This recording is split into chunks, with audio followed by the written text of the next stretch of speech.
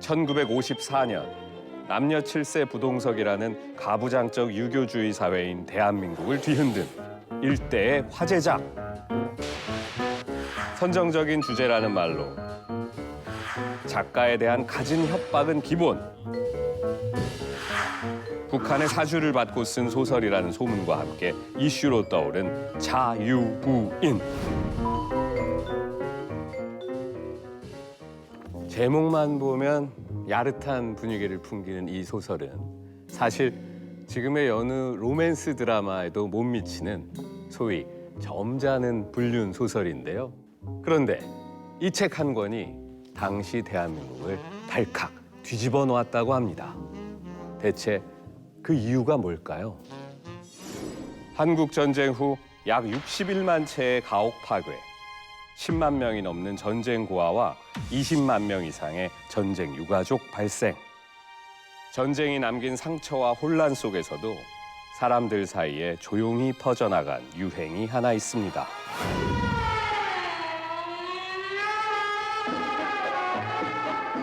사교 댄스, 일명 춤바람. 집에서 줄 때와는 딴판이죠?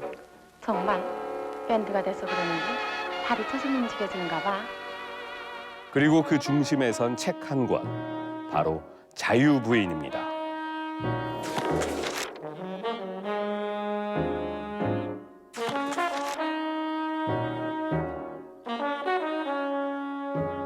양품점에 취업한 대학 교수 부인 오선영을 통해 당시 한국 사회를 묘사한 자유부인은 이웃에 사는 젊은 남자와 춤바람이 나는가 하면 양품점 사장과 불륜에 빠지기도 하죠.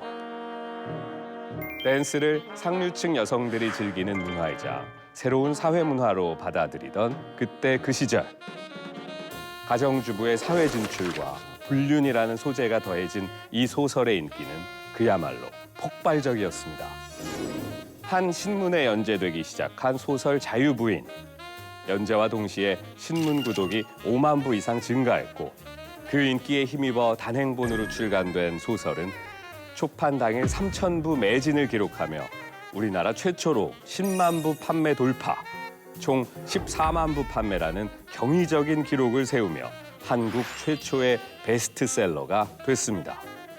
자유부인을 둘러싼 독자들의 뜨거운 관심. 하지만 이 뜨거운 관심 뒤엔 수많은 논란도 있었습니다. 한 대학 교수가 소설 내용을 두고 비방글을 신문에 게재하기 시작한 거죠.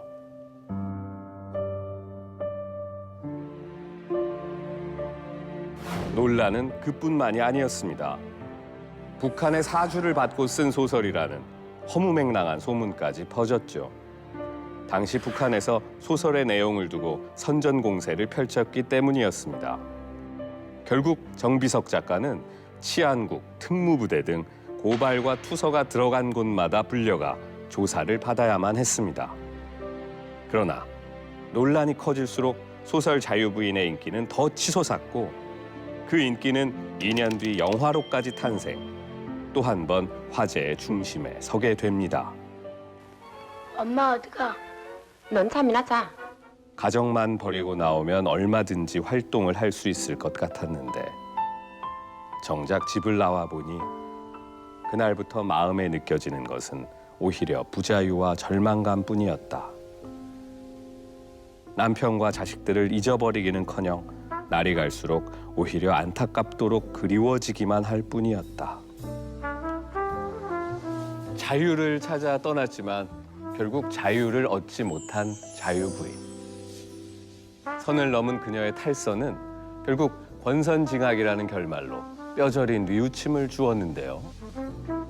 세상으로부터, 가족으로부터, 그리고 나 자신으로부터 진정으로 자유로워지는 방법은 무엇이었을까요?